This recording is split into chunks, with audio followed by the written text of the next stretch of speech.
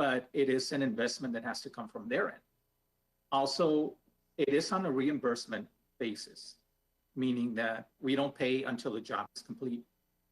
Once the job is complete, we do a review of the work that was done, and that's when we go ahead and process the payment to go and get the applicant their check. It usually takes, once we process payment, it usually takes about 2 to 3 weeks at the most, and they end up getting their payment from us. Like I showed you last time, it was almost $3 million that we've that have generated, that the grant has generated throughout the downtown since 2012. That was an investment from the city of Eagle Pass of $333,000 back then. But on the application, it'll show you what qualifies, what type of work needs to be done on the building. You can always do, it goes from anywhere, from roof repair, from paint, anything having to do to the storefront, windows, you name it. It can qualify for anything as long as something is done to the storefront. In other words, someone can't come and say, hey, I need to fix my roof. I'm going to apply for the grant. Well, it's not for roof repair. It is a storefront grant, which includes roof repair as well. In other words, something always has to be done to the storefront for them to go ahead and qualify for the money that's available. I know we've done from all types of buildings. We have done new construction, but as long as they modify it a little bit to make it fit in the downtown. And we've done restorations of very historic buildings, which is, one of them was the S.P. Simpson home on Ceylon Street. So there's a mix of what we've done. Just want to let you all know what we have available and what you all will be voting on here. Right now, we're going to go through 2 applications that have been submitted. So you have an understanding of what is it actually that you're going to be doing right. I know right there where I'm at right now, the qualifications, these were items that were added over a year ago. We now, through the facade grant application, we even reimbursed for the TABC license, which is, I think that's a big plus when we're trying to attract bars and restaurants to the downtown area. But if you have time, go through it on your own, read it, and if you have any questions, you can always give me a call or send me a message. Do any of you have any questions?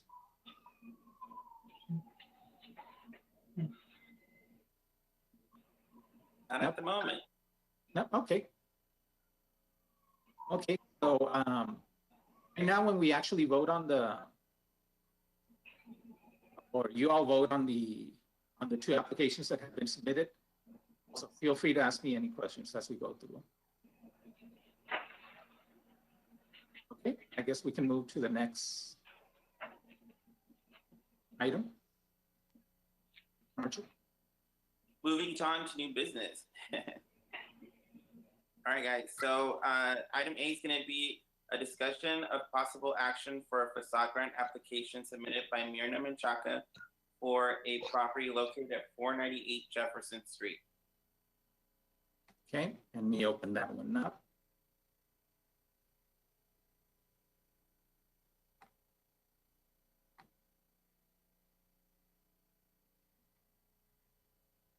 Okay, so here we have the grant application submitted by Mirna Menchaca. I didn't include all the rest of the stuff because it's just a lot of writing. So I just included where she signed the application for information.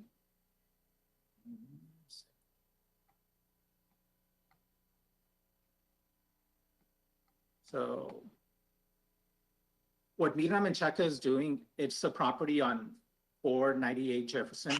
It's, Joe, yes. I'm sorry to interrupt. Can you present that? Can we see that? Yeah. Can you see it on your screen? No, I can't. Can everyone else see it? Yeah. Okay, I don't have it on my phone then. I can. Mayor, are you joining us from your phone? Yeah, Sometimes on these meetings, if you swipe, I think to the right, you might be able to get access to the screen that Joe is sharing. there it is. I got it. Thank you. Absolutely. You see that? Okay, there. Yeah. Okay, everyone, can everyone see it right now? Yes. All right, okay. So here's the application. It's a property that had been abandoned for years. It's at the corner, and I'll show you an illustration, a picture of it right now. So what Mirna Menchaca did, she bought the property and she's turning it into duplex. So let me go, keep on going down. So there's her signature.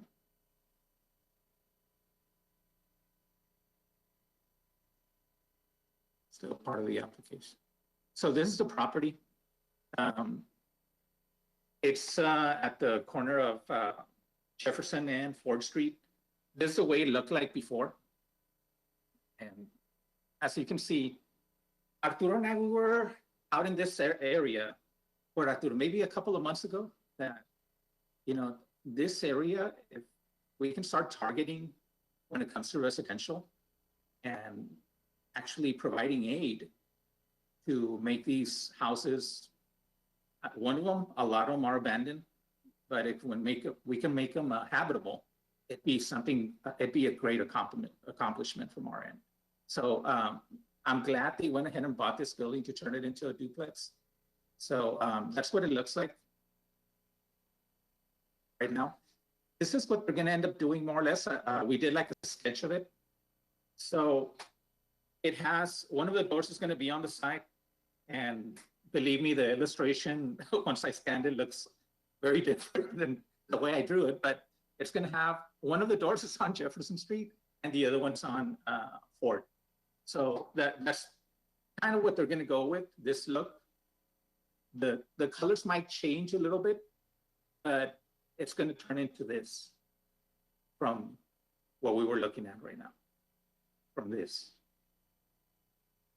So I think this is a great project. I think this is something we want to see downtown.